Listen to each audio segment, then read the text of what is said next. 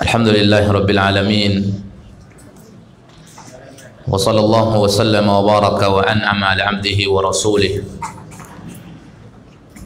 Nabina wa habibina wa sayyidina Muhammad wa ala alihi wa sahabatihi wa man ihtada bihadihi wa iktafa atharahu ila yaumiddin wa sallama tasliman katsira. Allahumma inna nas'aluka ilman nafi'an wa amalan mutaqabbalan wa rizqan tayyiban ya rabbal alamin. Allahumma lakal hamdu kulluhu wa lakal syukru kulluhu wa ilayka yurja'ul amru kulluhu alaniyatuhu wa sirruhu fa ahlun anta an tu'bad wa ahlun anta an tuhmad wa anta ala kulli syai'in qadir. Qala Allah tabaraka wa ta'ala fi kitabihil karim ba'da a'udzu billahi minasy syaithanir rajim. Ya ayyuhalladzina amanu taqullaha haqqa tuqatih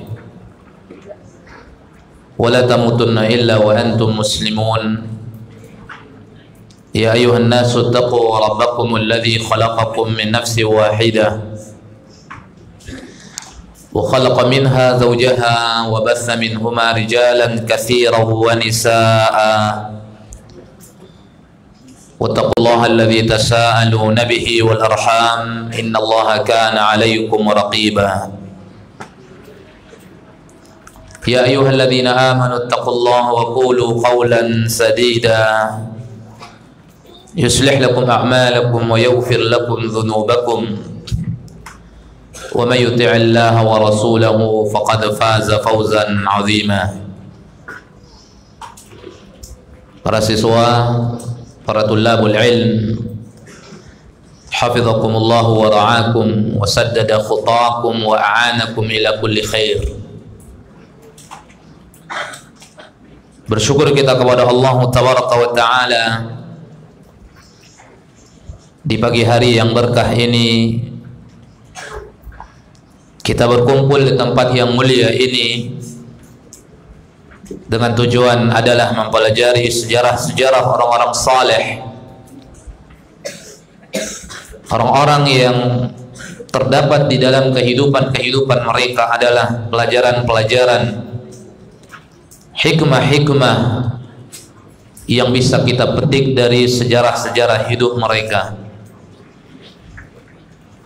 Mudah-mudahan kita berkumpul di tempat yang mulia ini bagian daripada majelis ilmu yang kita lakukan, di mana Nabi sallallahu alaihi wasallam mengatakan di dalam sebuah hadis, "Idza marartum bi riyadil jannati farta'u."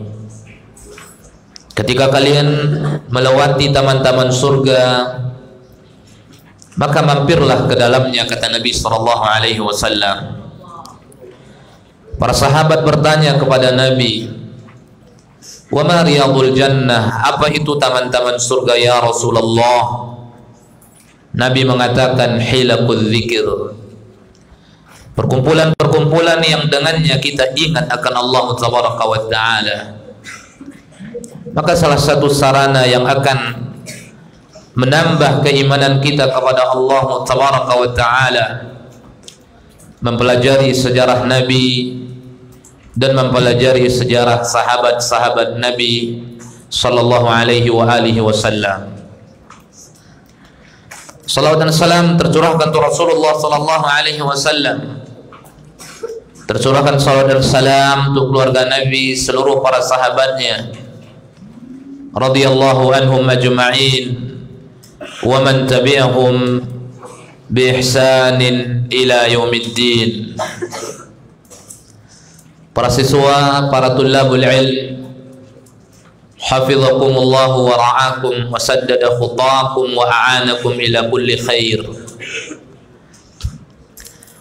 Di pagi hari yang berkah ini biiznillah, kembali kita melanjutkan sejarah-sejarah sahabat-sahabat Nabi Muhammad sallallahu alaihi wasallam. Karena materi siratus sahabah sudah cukup lama kita tinggalkan, maka kita selingi dulu kepada sirah as-sahabah. Kemudian nanti kita kembali kepada siratun nabawiyah yang telah kita sampaikan beberapa pertemuan di dalam pertemuan-pertemuan yang telah kita lalui. Kita telah sampaikan para siswa yang dimuliakan oleh Allah Tabaraka wa Ta'ala bahwa para sahabat orang-orang yang diperintahkan oleh Nabi sallallahu alaihi wasallam untuk diikuti. Karena selain jalan yang ditempuh oleh Nabi Muhammad sallallahu alaihi wasallam, manusia yang paling pertama yang menempuhnya adalah sahabat-sahabat Nabi. Di samping itu sahabat-sahabat Nabi orang yang memiliki ilmu yang sangat dalam di dalam memahami agama yang mulia ini. Kebenaran, keteguhan pemahaman mereka di atas agama yang hanif, inilah yang membuat di mana kita mesti mengikuti sahabat-sahabat Nabi. Maka kalau kita baca sejarah-sejarah hidup para sahabat, di dalamnya penuh dengan pelajaran, di dalamnya penuh dengan hikmah, durusan wa nibrasan wa ibratan wa hikmatan. Kalaulah kita baca, kita akan mendapatkan ternyata para sahabat-sahabat Nabi adalah orang yang sangat luar biasa, yang tegar berdiri di atas kebenaran, petunjuk yang dibawa oleh Nabi kita yang tercinta alaihi salatu wassalam. Salah satunya sahabat yang ingin kita kisahkan sejarah hidupnya, seorang yang bernama Salman Al-Farisi. Kenapa kita memilih ini yang pertama, Salman Al-Farisi? Agar kita tahu bahwa ketakwaan tidaklah mesti didapatkan oleh latar belakang suku seseorang. Kealiman di dalam memahami agama ini tidak mesti didapatkan oleh mereka-mereka mungkin yang terlahir di negara-negara Arab. Banyak kita perhatikan orang yang memiliki kelebihan-kelebihan yang sangat luar biasa di dalam memahami agama yang mulia ini, ternyata mereka bukan terlahir dari negeri-negeri Arab, ma'asyarul muslimin. Semuanya sama di mata Allah Tabaraka wa Ta'ala. Mau mereka orang Arab, mau mereka non-Arab, ketika mereka mau mencari ilmu, menjadi orang-orang yang bertakwa, menerapkan ilmunya, maka mereka orang yang mulia di sisi Allah Tabaraka wa Ta'ala. Siapa yang tidak kenal dengan Salman Al-Farisi? Sahabat yang dikenal di tengah-tengah sahabat, seorang yang dikenal di tengah-tengah umat. Ternyata dia orang Ajam, bukan orang Arab. Jadi tidak menjadi penghalang kita untuk lebih gigih di dalam belajar agama ini, di dalam mendalami ilmu-ilmu yang ada di dalam agama ini, tidak menjadi penghalang tidaknya kita terlahir dari orang Arab. Karena semuanya sama, agama diturunkan oleh Allah Tabaraka wa Ta'ala untuk semuanya. Al-Quran diturunkan oleh Allah Tabaraka wa Ta'ala untuk semuanya. Nabi diutus oleh Allah Tabaraka wa Ta'ala ilan nasi kafah, kepada seluruh manusia, tidak hanya kepada orang Arab saja. Tetapi satu yang mesti kita ketahui, asal kita mau belajar, itu saja. Ya, Al-Quran Allah turunkan, iya, bahasa Arab. Nabi berbicara dengan bahasa Arab, iya. Tetapi kita bisa belajar. Kita bisa belajar bahasa Arab, dengannya kita bisa memahami Al-Quran dan memahami penafsiran-penafsiran terhadap Al-Quran yang telah disampaikan oleh para ulama. Kita bisa belajar bahasa Arab, dengannya kita bisa memahami hadis-hadis Nabi atau suruhat yang disampaikan oleh para ulama kita. Banyak contoh-contoh orang-orang yang luar biasa, mumpuni di dalam ilmu, tetapi ternyata mereka bukan orang Arab. Maka salah satunya Salman Al-Farisi. Ini nanti kita jadikan sebagai motivasi penunjang agar kita lebih semangat. Oh, ternyata banyak juga orang-orang yang bukan orang Arab tetapi luar biasa perjuangan mereka, dan mereka dikenal di bangsa Arab itu sendiri, seperti Imam Bukhari dan imam-imam yang lain. Mereka orang ajam, akan tetapi orang-orang Arab justru memuliakan mereka, justru menghormati mereka, kagum terhadap mereka. Kenapa? Karena mereka belajar, karena mereka bertakwa, karena mereka berilmu. Dan inilah hakikat daripada kemuliaan di hadapan Allah Tabaraka wa Ta'ala. Inna akramakum indallahi atqakum. Orang yang paling mulia di sisi Allah di antara kalian ini, kata Allah Azza wa Jalla, adalah orang-orang yang bertakwa di antara kalian, kata Allah Subhanahu wa Ta'ala.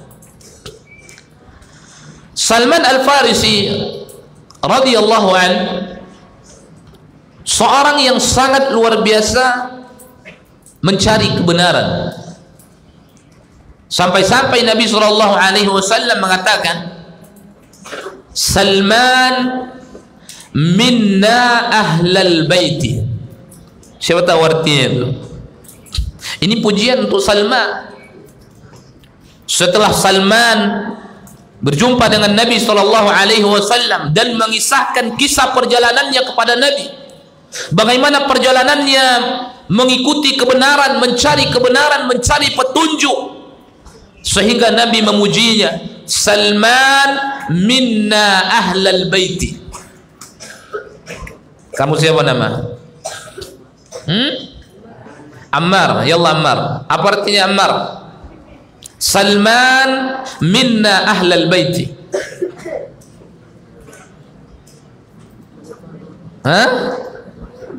Minna, apa arti minna? Aywa, ahla baiti, ali bait. Apa arti itu? Salmanu minna ahlal baiti. Salman termasuk ahlil bait Nabi SAW. Apa maksudnya itu? Padahal secara karib kerabat ada nggak hubungannya? Tidak ada. Secara karib kerabat, secara hubungan darah, secara nasab, itu tidak ada hubungannya antara Nabi dengan Salman. Tetapi Nabi mengatakan Salman termasuk bagian daripada keluarganya. Apa maksud Nabi sallallahu alaihi wasallam?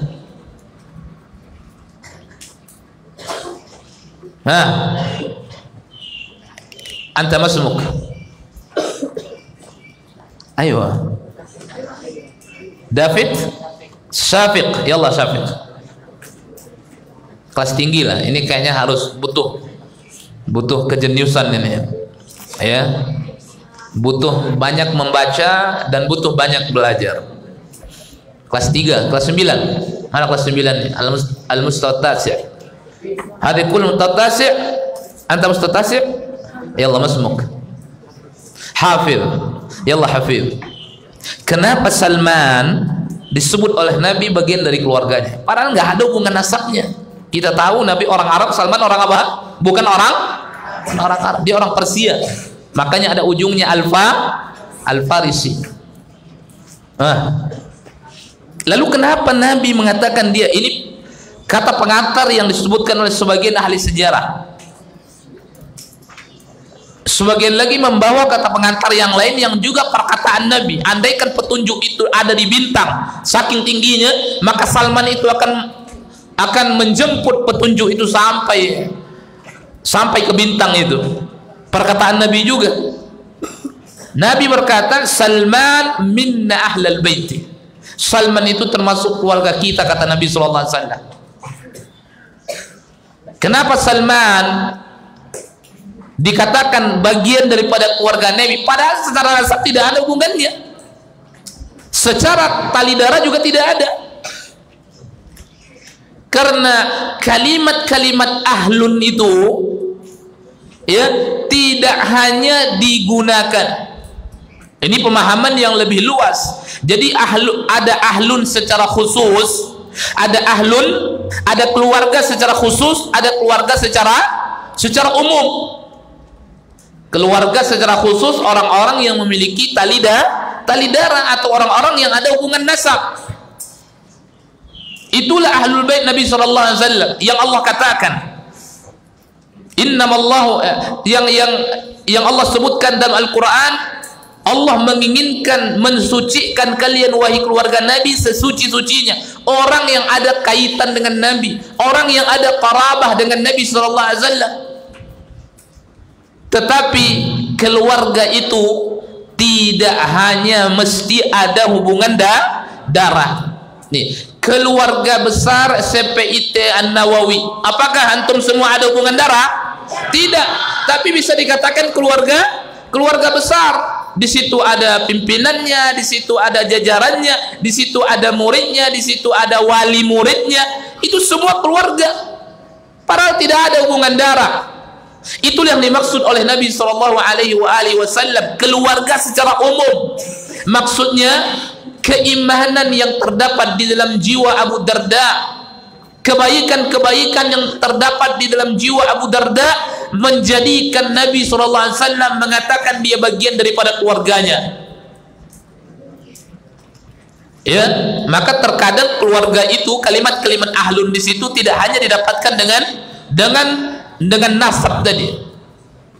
Ketika anak Nabi Nuh tidak bisa masuk ke dalam kapal yang telah dibuat oleh Nabi Nuh, begitu anaknya terbawa oleh arus besar, arus yang begitu deras, ya, tidak bisa masuk ke dalam kapal Nabi Nuh, maka Nabi Nuh mengatakan, karena Allah sebelumnya berjanji akan selamat itu orang-orang yang mengikuti Nabi Nuh dan keluarga Nabi Nuh.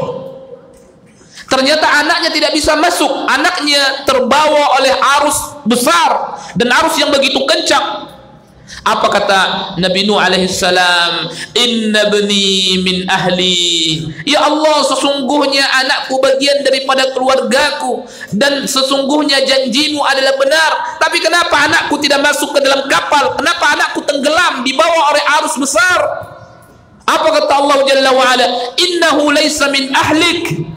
Wahai Nuh, sesungguhnya anakmu bukan bagian dari keluargamu. Innahu amalun ghairu salih. Sesungguhnya dia beramal bukan dengan amalan yang saleh. Ini keluarga secara umum.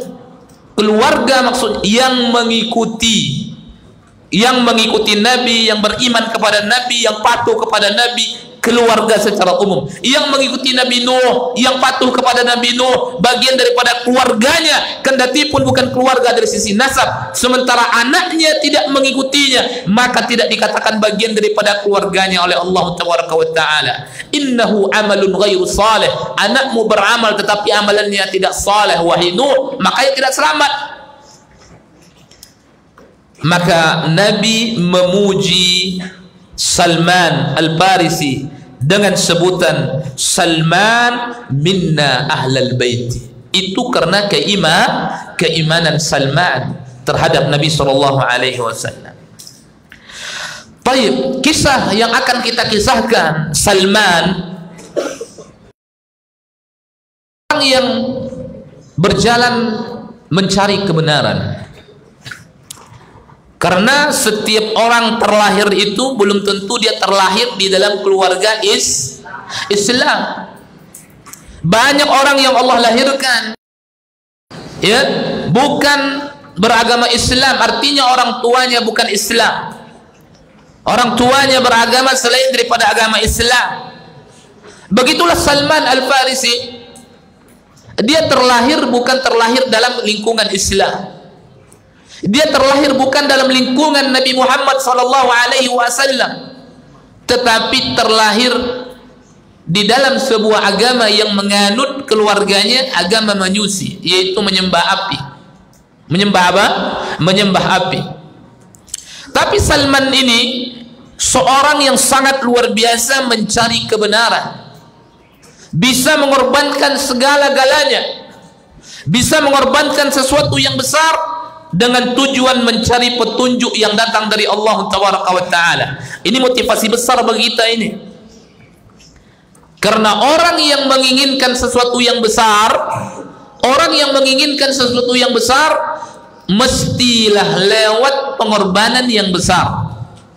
Ada sebuah ungkapan, man talaba aziman khatara bi azimin. Apa artinya itu? Kelas 2, kelas 8. Mana kelas 8? Ghairuk, selain antum. Hah? Apa artinya? Antum kelas berapa? Ayo. Kelas berapa? Asamin, ayallah. Apa artinya? Man talaba aziman khatara bi azimin. Nanti kita kaitkan dengan kisah Salman. Man talaba aziman khatara bi azimin. Man talaba aziman khatara bi azimin. Barang siapa yang menginginkan sesuatu yang besar, barang siapa yang mencari sesuatu yang besar, maka dia akan dirintangi dengan sesuatu yang besar.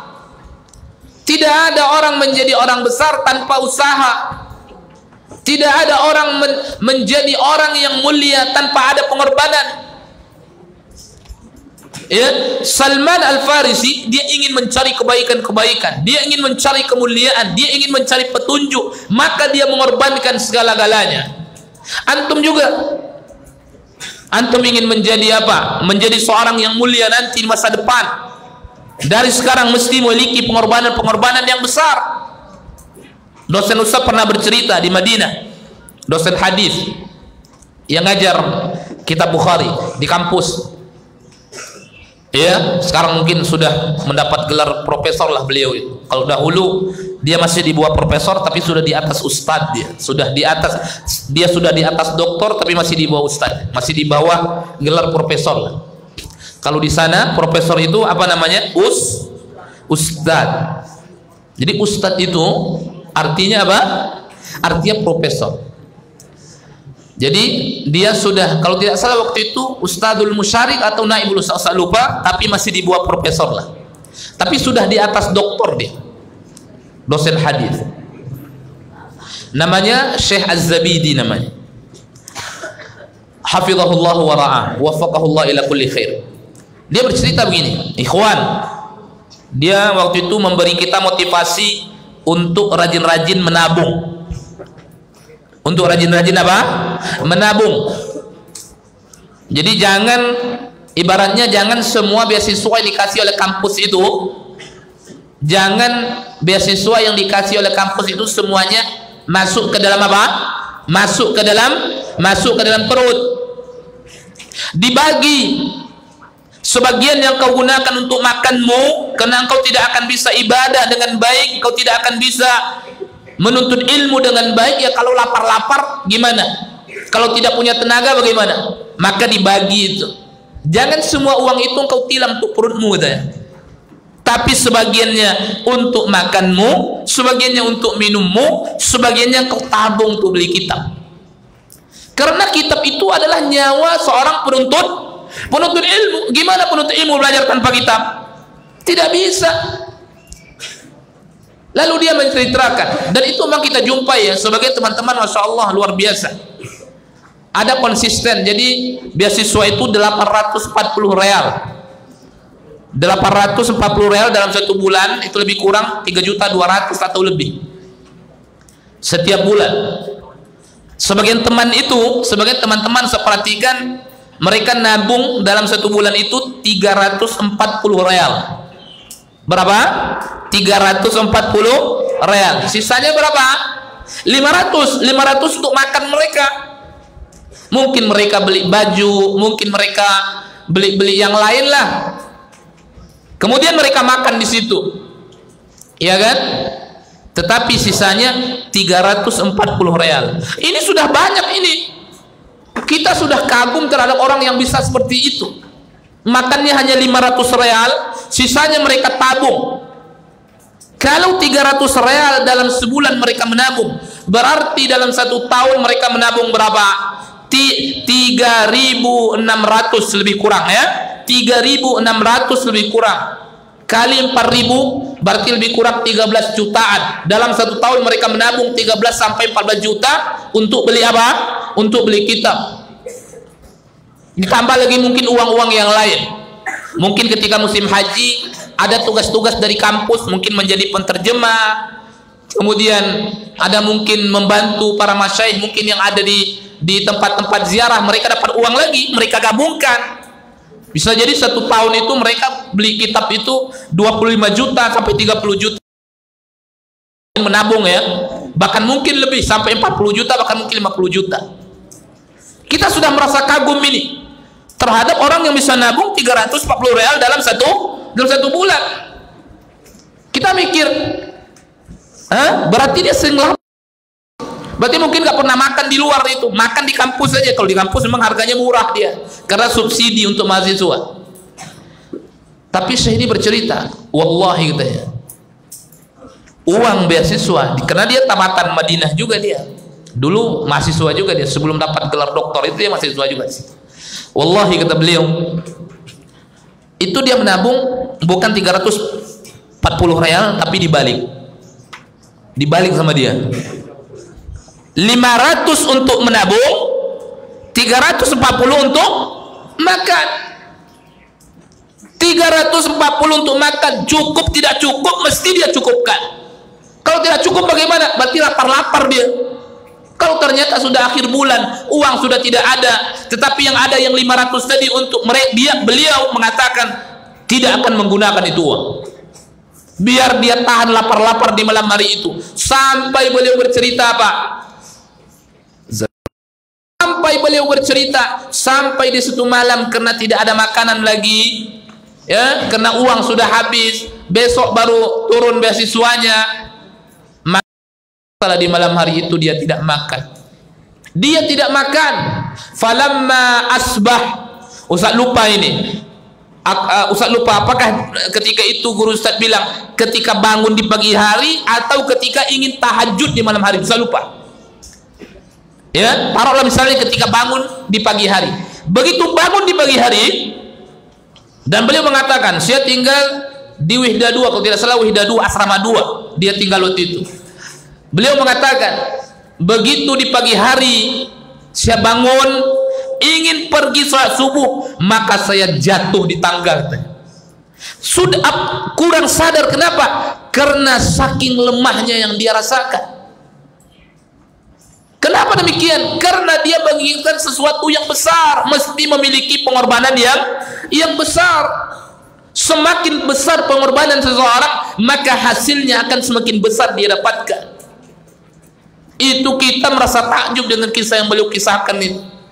Luar biasa, bisa dia menabung dalam 1 bulan itu uang yang dikasih oleh kampus untuk beli kitab. Ya, dia tabung 500 real dalam 1 bulan, makannya hanya 300 real. Ikhwah, lebih banyak untuk ilmu daripada untuk makan dia. Lebih banyak untuk kitabnya atau untuk makan dia. Ini akhirnya apa? Beliau menjadi seorang yang luar biasa, seorang yang alim, seorang yang dikenal, seorang yang berilmu, yang belajar kepadanya banyak para mahasiswa. Begitu juga Salman Al-Farisi memiliki pengorbanan yang sangat besar untuk mencari titik kebenaran. Jadi nggak main pengorbanannya Salman ini. Maka disebut dengan apa? As-sa'i wara al-haqiqah. Orang yang berjuang di belakang kebenaran, artinya untuk mencari kebenaran. Al-bahithu anillah, yang mencari Allah tabaraka wa ta'ala, jalan menuju Allah subhanahu wa ta'ala. Maka mari kita dengarkan kisah tentang Salman Al-Farisi. Langsung dia yang mengisahkan kisahnya itu.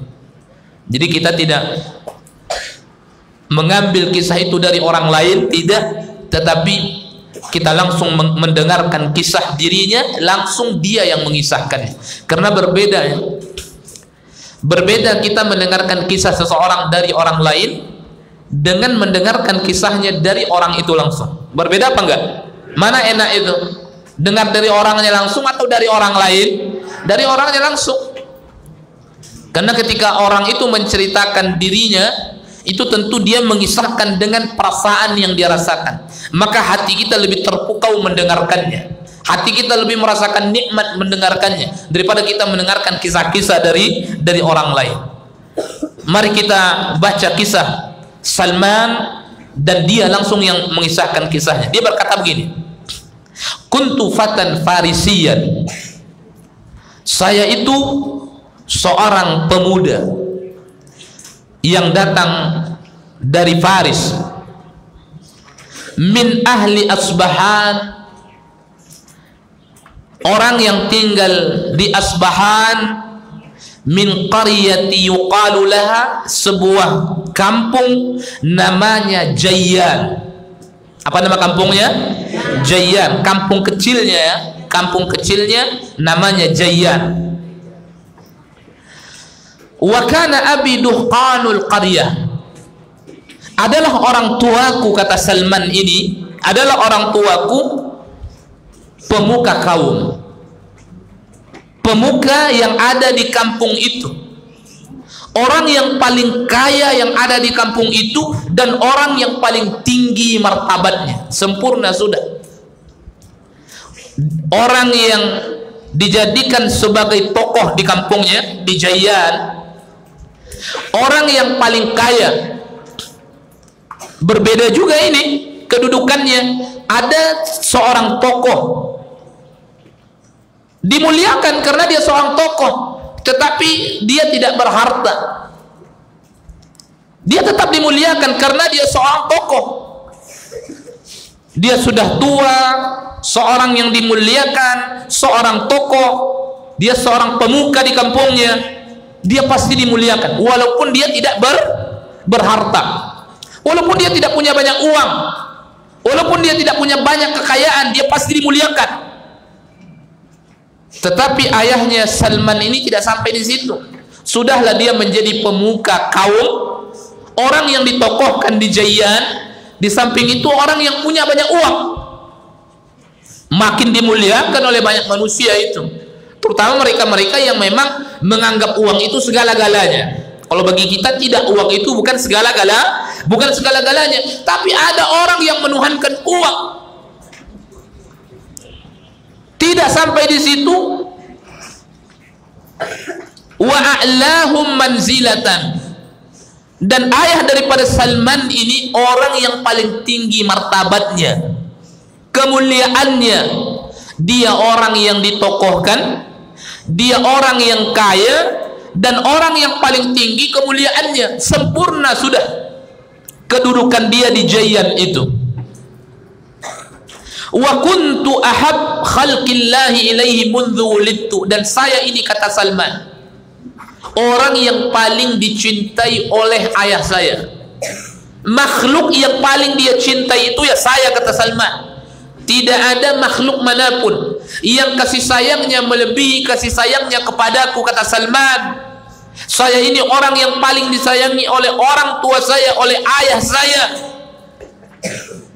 dan kecintaannya itu bertambah hari demi hari kepadaku.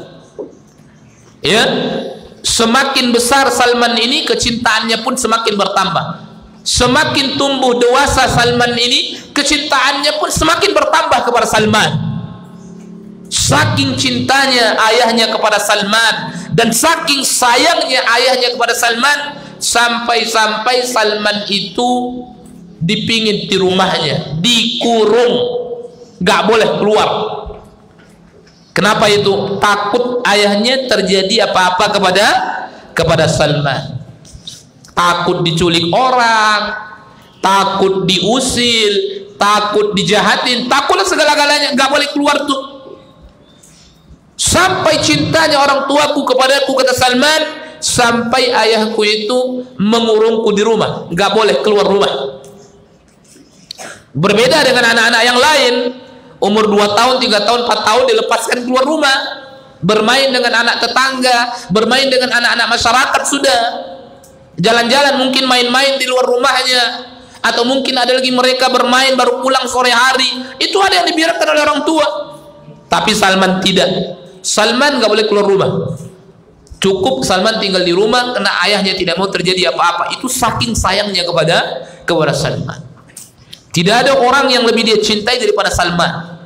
Tidak ada orang yang lebih dia sayangi daripada Salman. Kecintaannya sampai-sampai Salman mengatakan, ayahku itu mengurungku di rumah. Hatta habasani fil baiti khasyatan alayya kama tuhbasul fatayat. Sampai-sampai ayahku itu mengurungku di rumah karena dia takut seperti para wanita yang dikurung ketika mereka sebelum menikah. Ada kebiasaan di sebuah tempat juga, dan ini ada juga di masa dahulu, ikhwan. Wanita-wanita yang ingin menikah itu dipingit di rumah, itu dikurung, tidak boleh kemana-mana. Mungkin sebulan sebelum menikah, atau mungkin 2 bulan sebelum menikah, itu dikurung, tidak boleh kemana-mana. Maka seperti itulah Salman ini diperlakukan oleh ayahnya, padahal dia seorang laki-laki yang semestinya biar dia bergaul dengan teman-temannya, bermuamalah dia, berinteraksi dia. Tapi saking sayangnya ayahnya kepadanya, nggak boleh itu, keluar rumah nggak boleh, bahkan dikurung dalam rumahnya. Nanti nggak sampai di situ, sampai dia ikat nggak boleh keluar, diikat kakinya nggak boleh keluar. Saking sayangnya ayahnya kepada Salman Al-Farisi. Kemudian Salman mengatakan, sesungguhnya aku seorang yang menganut agama Majusi, penyembah api. Jadi agamanya bukan agama Islam ketika itu. Ya, dari situlah dia itu mulai mencari petunjuk, berjalan menuju kepada Allah Taala. Jadi seorang agama Majusi, seorang agama yang bukan agama Islam, bahkan dia seorang yang terpercaya. Ya, jadi dia tidaklah dia keluar kecuali bersama orang tuanya. Kalau tidak ada orang tuanya, maka dikurung oleh ayahnya di rumah. Dan dia seorang yang menganut agama Majusi, menyembah selain Allah Taala. Bahkan seorang yang sangat terpercaya di agama Majusi, sampai dia itu diberikan tugas menghidupkan api-api yang disembah oleh pengikut Majusi, dan menjaga api itu, bagaimana api itu tidak padam dan tidak mati, karena mereka menyembahnya mesti api itu dalam keadaan hidup. Maka dijaga oleh Salman bagaimana api itu tidak mati, dan inilah tugasnya. Dan ketika itu tentu dia menganggap ini tugas mulia, karena ini adalah keyakinan Salman ketika itu. Wa kana li abi dhai'atun. Kemudian kata Salman, bapakku memiliki sebidang kebun yang menghasilkan uang yang banyak, kebun yang dengannya mereka hidup sehari-hari, bahkan memiliki sesuatu yang lebih daripada apa yang mereka butuhkan. Dari situlah ayahnya mendapatkan kekayaan demi kekayaan. Dari situlah bapaknya mendapatkan harta demi harta. Dari situlah bapaknya mendapatkan masukan demi masukan. Jadi income keluarganya itu dari situ. Kebun yang menghasilkan, kebun yang luas, kebun yang mendatangkan income yang cukup banyak. Artinya dia orang yang memiliki kekayaan. Kemudian dia mengatakan, wa fi dzati marratin, sampai suatu ketika kata Salman, ayahku memiliki kesibukan. Ayahku memiliki kesibukan yang akhirnya ayahku tidak bisa memantau kebunnya itu. Jadi kerja bapaknya setiap hari itu ke kebun, memantau pekerja-pekerja yang ada di kebun, apakah mereka bekerja dengan baik atau tidak, apakah mereka bekerja sesuai dengan aturan bapaknya atau tidak. Itu dipantau terus oleh ayahnya itu kebun setiap hari. Sampai suatu ketika kata Salman, ayahku sibuk, tidak bisa ke kebunnya memantau pekerja-pekerjanya. Akhirnya apa? Ayahku memerintahkanku untuk menjaga kebun itu. Disinilah awalnya Salman itu mencari kebenaran. yang awalnya tidak pernah melihat apapun selain daripada keyakinan Majusi, karena nggak pernah keluar dia, di rumah saja, dikurung dalam rumahnya, pun ketika pergi beribadah bersama bapaknya, ketika sampai suatu ketika Salman itu bapaknya pergi keluar tidak bisa menjaga kebunnya, disuruhlah oleh bapaknya tadi, Salman, saya memiliki kesibukan di luar, saya minta kamu dan lihat pekerja-pekerja yang bekerja di sana. Akhirnya sami'na wa ata'na, Salman pun berangkat. Bapaknya mengatakan, ya bunayya, inni qad syughiltu anid dhai'ati ma tara, fadhhab ilaiha wa tawalla al-yawma anni sya'naha. Wahai anakku, sekarang saya memiliki kesibukan sebagaimana yang engkau lihat dan engkau perhatikan. Saya tidak bisa memperhatikan kebun di hari ini, maka engkaulah sekarang yang mewakilkanku untuk melihat urusan-urusan kebun. Akhirnya dia keluar. Begitu Salman berada di tengah jalan menuju kebunnya, karena jarak antara rumahnya dengan kebunnya cukup jauh.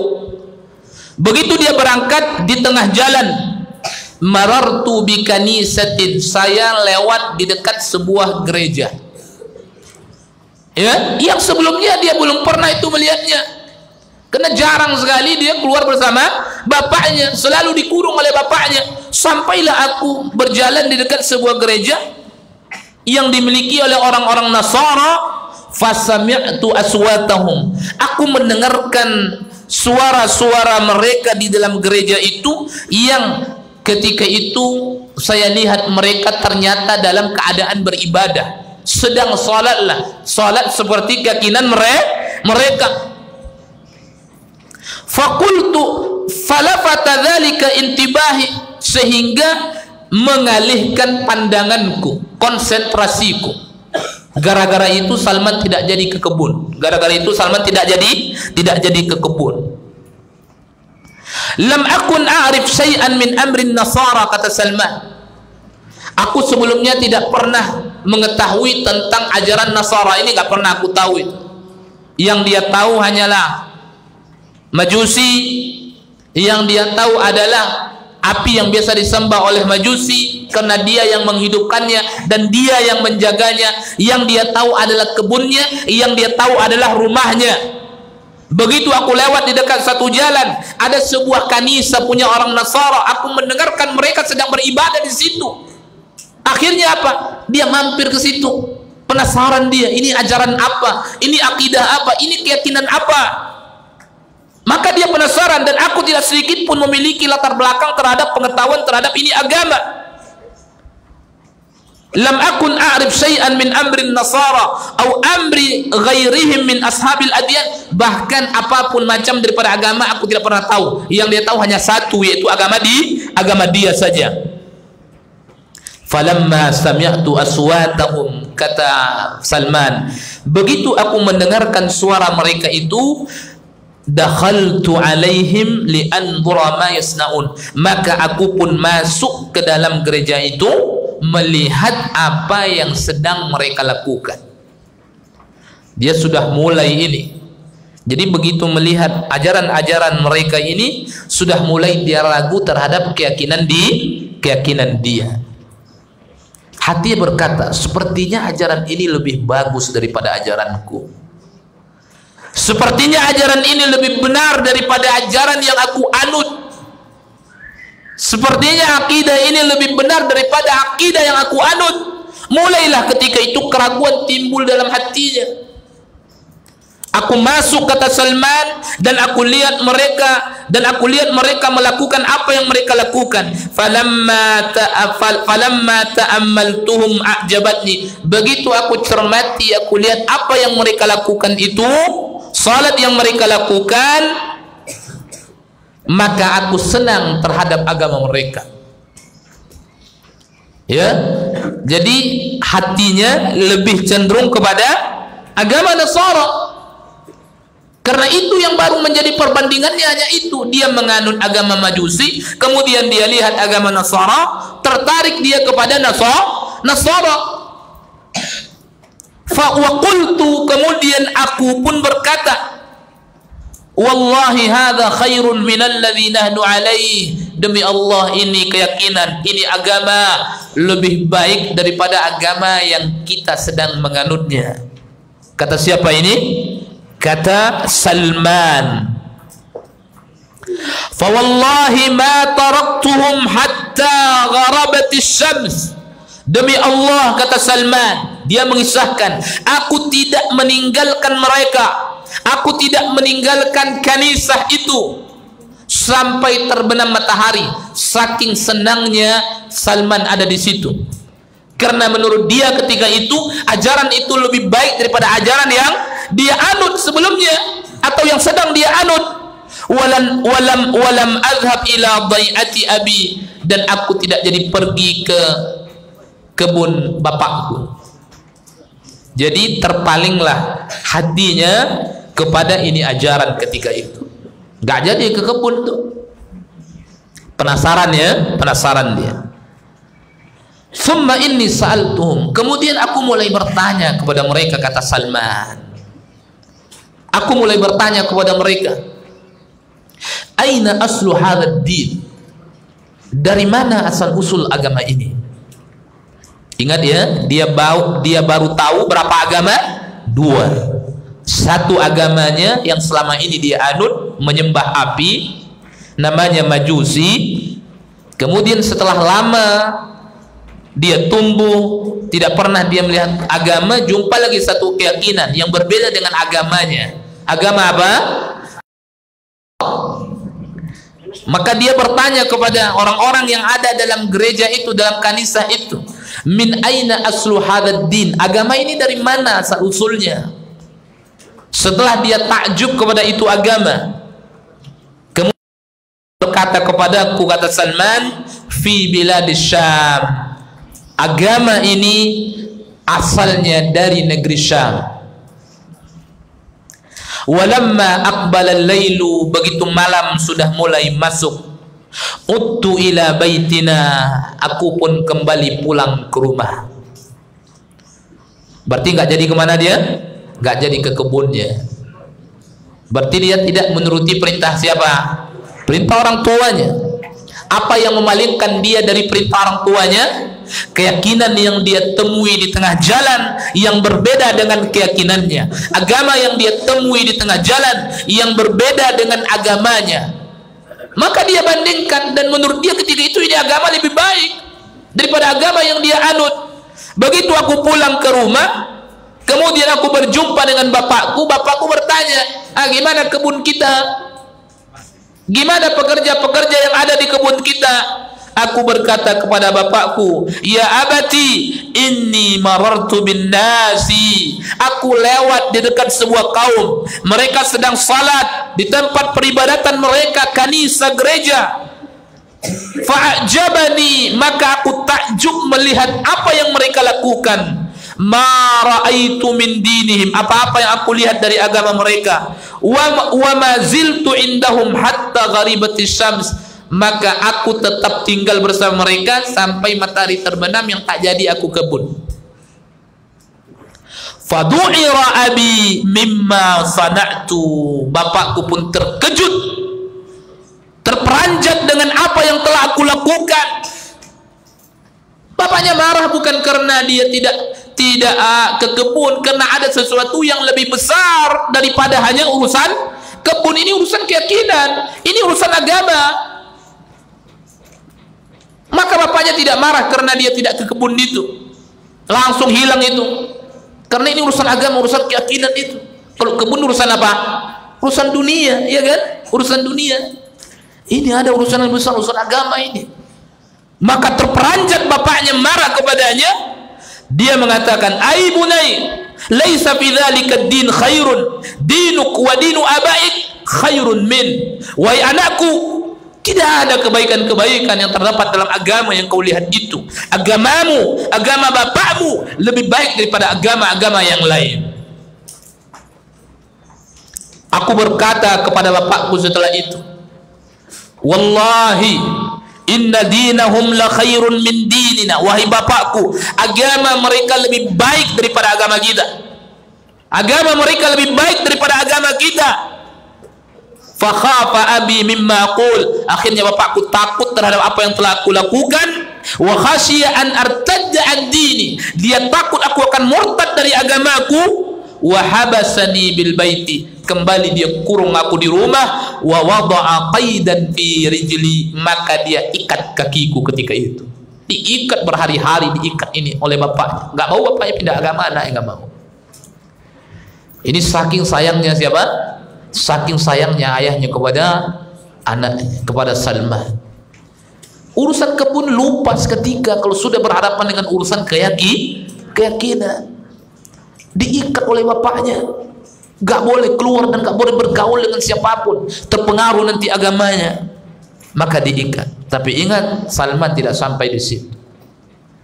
Ya, Salman tidak sampai di situ. Dia mencari celah untuk kabur dari rumahnya, memperjuangkan kebenaran yang menurut dia ketika itu benar, yang nanti ujung-ujungnya juga sampai kepada Nabi Muhammad sallallahu alaihi wasallam, dan dia mengucapkan 2 kalimat syahadat. Tapi perjuangannya sangat luar biasa, perjalanannya sangat besar, pengorbanan meninggalkan seorang orang tua yang sangat dia cintai dan orang tua itu sangat mencintainya. Semuanya dia lakukan untuk mencari kebenaran, petunjuk yang datang dari Allah Taala, petunjuk yang datang dari Nabi sallallahu alaihi wasallam. Nah, sampai di sini dulu. Ya, insyaallah nanti kita lanjutkan di pertemuan yang akan datang. Intinya para ikhwan, pelajaran yang bisa kita kutip hari ini yaitu bagaimana pengorbanan Salman Al-Farisi di dalam mencari kebenaran. Maka jadikan ini sebagai penopang antum. Antum kalau ingin mencari orang mulia, menjadi orang mulia nanti di masa depan, dari sekarang rajin-rajin belajar ya. Dari sekarang ya, nggak ada orang mendapatkan kemuliaan tidur-tidur aja kerjanya, tidak ada. Tidak ada orang mendapatkan masa depan yang cemerlang, menjadi orang besar di masa yang akan datang tidur-tidur aja kerja, tidak ada. Tidak ada satu ulama pun melainkan mereka memiliki pengorbanan-pengorbanan yang luar biasa. Begitu juga dengan guru-guru kita yang luar biasa kita lihat ya di Indonesia ini, petua-petua kita, guru-guru kita. Ya, tidak adalah mereka itu satu pun yang sekarang luar biasa memberikan kebaikan-kebaikan kepada umat, melainkan mereka juga memiliki pengorbanan ketika menuntut ilmu. Ya, begitu juga dengan antum ketika menginginkan kebaikan-kebaikan nanti, maka dari sekarang rajin-rajin belajar, menghafal, mudzakarah, bertanya kepada guru ketika tidak tahu, maka insyaallah di masa depan kita akan menjadi orang yang saleh dan orang yang berilmu yang bermanfaat bagi orang lain insyaallah. Mudah-mudahan sedikit dari apa yang kita baca dari kisah Salman bermanfaat. Insyaallah kita lanjutkan, ini masih panjang kisahnya, akan kita lanjutkan di pertemuan yang akan datang. Wassallallahu wasallam baraka wa an'am ala abdihi wa rasulih nabiyina Muhammadin wa ala alihi wa sahbihi ajma'in. Assalamualaikum warahmatullahi wabarakatuh.